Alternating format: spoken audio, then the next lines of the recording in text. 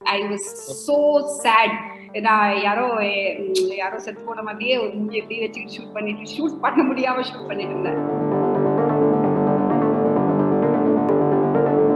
Toughest scene வந்து அது செமையா பண்ணிச்சு ஒரு 15 minutes கழிச்சு. So I said, okay, this girl is like, and there was a strength in her face. The richest of rich men could not start private airlines here.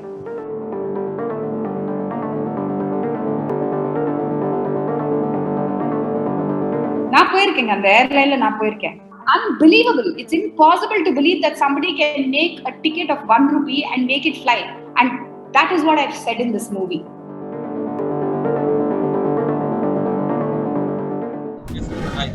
Hi. Suriya சாரோட உங்களோட work எப்படி இருந்தது ma'am?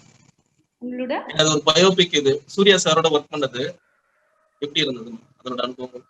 I don't know what to say. It was எனக்கு வந்து சூர்யா கூட work பண்றது ஒரு work மாதிரியே தெரியல. நான் ரொம்ப எக்ஸைட் ஆயிடுவேன். எக்ஸைட் ஆகும்போது நான் வந்து அந்த ஸ்கிரிப்ட்ல வந்து சேஞ்சஸ் பண்ணிட்டு இருக்கும்போது ஈச் டைம் ஒரு 100 டிராஃப்ட்ஸ் பண்ணிருப்போம். அந்த 100 drafts Surya would have read them. இதை நான் ஃபோன் பண்ணுவேன், மெசேஜ் பண்ணிடுவேன், எந்த ஷூட்டிங்ல இருந்தாலும் நான் கவலைப்பட மாட்டேன்.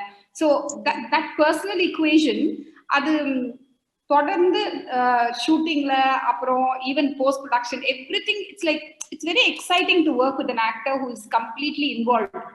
நான் எவ்வளவு இன்வால்வ்டா இருந்தேனோ அதுக்கு டபுள் இன்வால்வ்மெண்ட். நான் ஒரு சின்ன எக்ஸாம்பிள் கொடுக்கணும்னா, ஒரு நாள் ஏர்போர்ட்ல ஷூட் பண்ணிட்டு இருந்தோம் and that is the last day to shoot in the airport or something. அங்கே ரொம்ப ஒரு கஷ்டமான ஒரு ஷூட்டிங் தான். அப்போ suddenly I found that suddenly ஏதோ ஒரு டவுட் வந்துச்சு. ஃபயர் வந்து அந்த பிளேன்ல அந்த ஃபயர் வந்து இந்த சைட்ல வரக்கூடாது, இந்த சைட்ல வந்திருக்கு, ஏதோ நான் தப்பு பண்ணிட்டேன்ட்டு எனக்கு ஐ வாஸ் சோ சேட். நான் யாரோ செத்து போன மாதிரியே ஒரு மூஞ்சி எப்படி வச்சுக்கிட்டு ஷூட் பண்ண முடியாம ஷூட் பண்ணிட்டு இருந்தேன். அப்போ by that time I looked back suddenly, and Raja was also there. He was saying it's okay Sudha, it's okay Sudha அப்படின்னு, because ஏதோ என் ரிசர்ச் தப்பா போச்சு, எப்படி சான்ஸே இல்லையே அப்படின்னு நினைச்சிட்டு இருந்தேன். Then Suriya had gone to the SpiceJet people, அந்த engineers கிட்ட அவங்ககிட்ட எல்லார்கிட்டயும் பேசிட்டு, he was the only one. மத்தவங்க எல்லாம் எனக்கு ஆறுதல் தான் சொல்றாங்க. Suriya went, found out, அது அப்படிதான் நீ பண்ணதான் கரெக்ட்னு கண்டுபிடிச்சு வந்து எனக்கு வந்து சொல்லி, I mean, அப்போ one smile on my face. So Suriya is like that for everything. So I had, when you have that support, silenta you see somebody standing in your corner and telling you தைரியமா நீ பண்ணு, நீ என்ன வேணா பண்ணு, நான் இங்க இருக்கோன்ட்டு. He won't say so many things because he's a silent person. He's not that person. நான் நிறைய பேசுவேன், அவர் ரொம்ப கம்மியா தான் பேசுவாரு. But that's there, and the solid feeling is there. That was the experience, that is the treasured experience I take from this film. வேற எந்த படத்துலயும் இது கிடைக்காதுதான். At any point of time உங்களுக்கு ஏதாவது ஒரு அப்ரிஹென்ஷன் இருந்ததா? ஐயோ இவ்வளவு பெரிய ஸ்டாரை டைரக்ட் பண்றச்சு நம்ம சொல்றத ஏதாவது ஒரு சீன்ல இதெல்லாம் பண்ணுவாரா, அவர் இறங்கி செய்வார், எங்களுக்கு எல்லாம் தெரியும். as a டைரக்டரா நீங்க வந்து ஃபீல் பண்ணீங்களா, அந்த மாதிரி பயந்தீங்களா? Actually படம் நாங்க readings, we were doing reading சூர்யாக்கு had so many apprehensions. He didn't want to do reading. He was like doing everything in his power to not do reading. And he was like saying, நீ வந்து நீ படிச்சு காமி, வேற யாரையாவது வச்சு படிச்சு காமி, first you give me narration. He did everything, but finally nothing worked. He came, what we did was, மத்தவங்க எல்லாம் ரீடிங்ஸ் பண்ணிட்டாங்க என் கூட முதல்லயே. He was working on காப்பான்னு நினைக்கிறேன் அப்போ.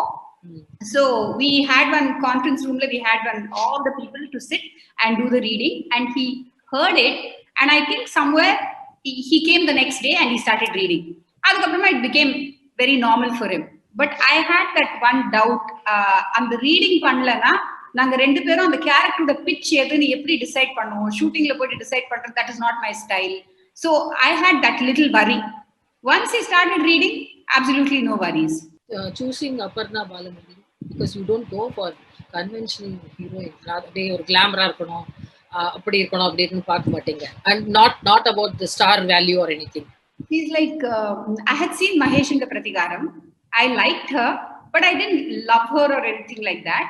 So ஒரு 2 years back itself she's been wanting to meet me. So GV சொல்லிட்டே இருந்தா. அப்ப அவன் வந்து இந்த he was doing Sarvam Thalamayam, I think. He said that girl, she's wanting to meet you, she'll come by herself, she'll do whatever, please. So I said okay fine, let her come. One fine day I met her and I told her, you just wear a simple dress and come. She came and she looked the part. There was one strength in her face. And then I gave her the dialogues. She just flew in. In 15 minutes, I gave her the dialogues. She doesn't know Tamil. Somebody taught her. And within 30 minutes, I did a screen test and she aced it. The toughest scene was Samya Pandichi, or 15 minutes. So I said, okay, this girl is like, and there was a strength in her face. In the character, there has to be strength. She has to look rural. She has to look like a girl from Madurai. She has to look like a girl set in 1993, 2000, a little away from today. And she has to face up to Suriya. So இதெல்லாம் கஷ்டம்தான். சூரரை போற்றுன்ற title ரொம்ப அழகா இருக்குது. அது உருவான விதம். ஒருத்தர் இருக்காருங்க, அவருக்கு ஒரு பயமே இல்ல.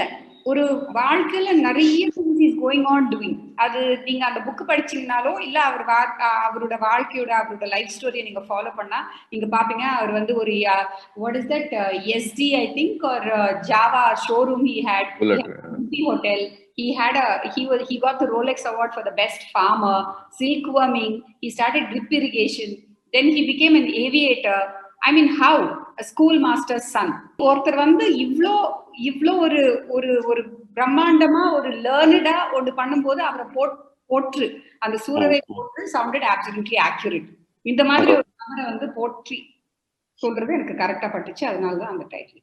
ஒரு ஃபிக்ஷனல் கேரக்டர் எழுதுறது ஒரு style of film making, and பயோபிக்ன்ற ஒரு வாழ்க்கை ஒருத்தரோட வாழ்க்கையை அப்படியே தழுவி எடுக்கிறது இன்னொரு விஷயம். பட் இப்படி ஒரு செமி பயோகிராபிக்கலா எடுக்கிறது how challenging was that? Because that's not something people often do.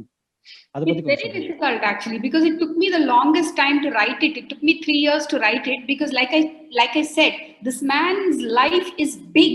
He's lived life so much. Every day of his life counts. He was an army officer. He was everything, So what do I say? What excited me maximum about Captain Gopinath? What excited me about this character Mara? That became very thin and slim. So there was a man who wanted to make all of India fly at 1 rupee, and the story is about that man. So then it became simple. See, ma'am, you have broken that cliche. Or cliche on irundhathu, women filmmakers naale soft candy floss romantic story dhaan pannalandra or cliched idu irundhathu. But inga raw and real films pandringa. How do you manage to do such kind of raw and real films? Adu neenga ஒரு genre அது கான்ஷியஸா பண்றீங்களா இல்ல நம்ம அது we can do it அது ஒன்னும் பெரிய விஷயம் இல்லன்ற மாதிரி you want to disprove people ma'am? Actually நான் அந்த மாதிரி யோசிச்சேன்னா நான் ஒரு படத்துடைய ஐ திங்க் ஈவன் முதல் படம் கூட பண்ணிருக்க முடியாது. You can never work towards the world's expectations. I work towards my expectations. எனக்கு my favourite film is Godfather. My favorite film is non-fiction. My favorite film is Shiva in Telugu. So I love action and I love Mani Ratnam's films because avarkitta நம்ம சேரும்போது நம்ம அவரோட பெரிய fan. Exactly. அப்படி வேலை செய்ய முடியும் அவர்கிட்ட actually. So his taste and my it finally boils down to my taste. This is my kind of I love this kind of cinema and I love Amorous Perros. I love என்னோட favourite list எல்லாமே எடுத்தா இது love story இருக்கும் இல்ல full on action and sports drama இருக்கும். So ஒவ்வொரு ஜானரா நான் பண்ணணும்னு ஒரு நல்ல விஷயம் ma'am. See now post-COVID as a filmmaker, do you think what are all the changes that cinema may undergo, especially filmmaking? Do you foresee any kind of changes in the process of filmmaking? Because now we have seen OTTs and other things have come. Filmmaking process la enna changes edirpaakalam worldwide? I think it will become more efficient because you work with smaller numbers. Vaccine vandadukku apparama maybe we'll again go back to our own huge and the cumbersome process of 185. But at least adu varayavadhu கொஞ்சம் கம்மி பேரை வச்சு shooting நடக்கும், எஃபிஷியன்ட்டா நடக்கும். Content wise ma'am? Content wise, I am sure we will say stories that are different because our lives have all been affected by COVID. But also I will say that the best of content, it's going to become very competitive.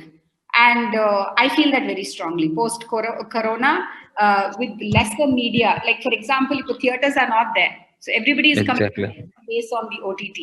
Or whichever available. So then the best will win.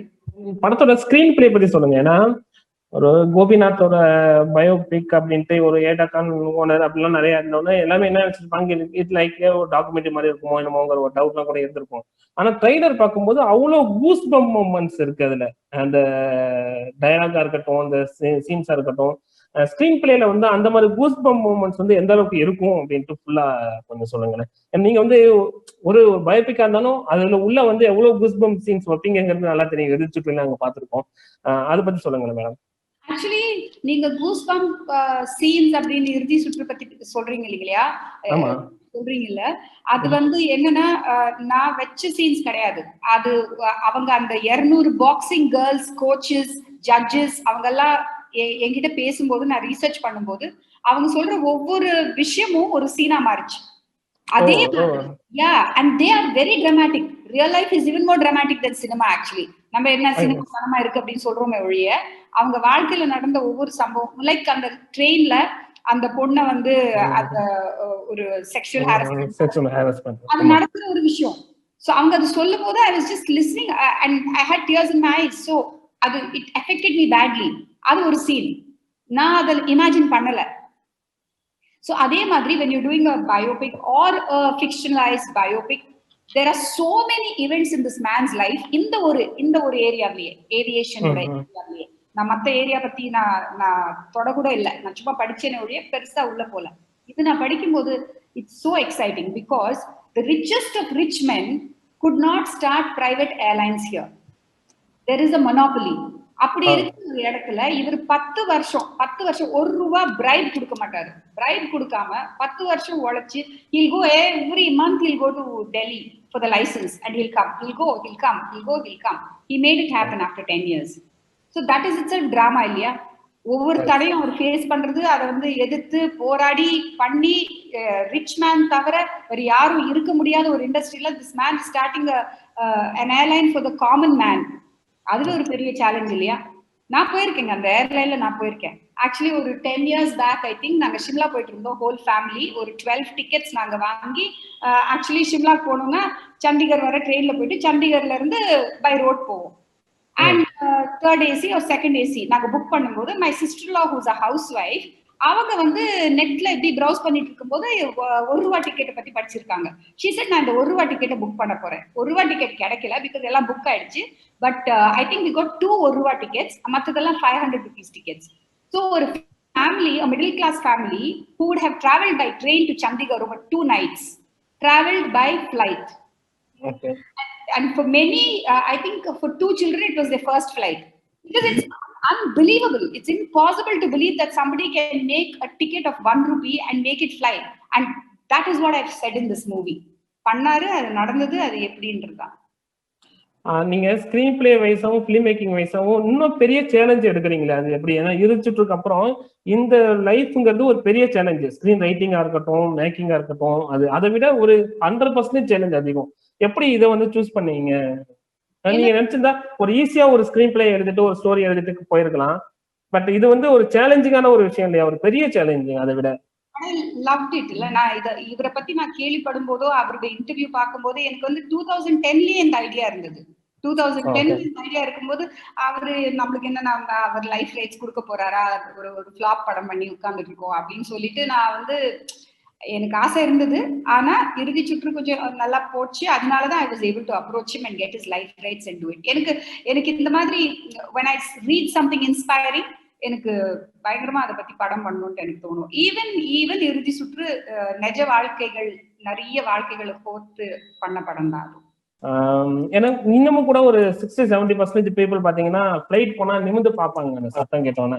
So அதை ஸ்கிரீன்ல பார்க்கும்போது அது ஒரு பெரிய ஒரு எக்ஸ்பீரியன்ஸா இருக்கும். அந்த ஏர் சம்பந்தப்பட்ட படம் அப்படிங்கும் போது அது நாங்க ரொம்ப மிஸ் பண்றோம், ஸ்கிரீன்ல பார்க்க முடியலையே அப்படின்ட்டு. How to you feel about it? நான் பெரிய ஸ்கிரீன்ல பார்த்துட்டு தான் இருக்கேன் எவ்ரிடே.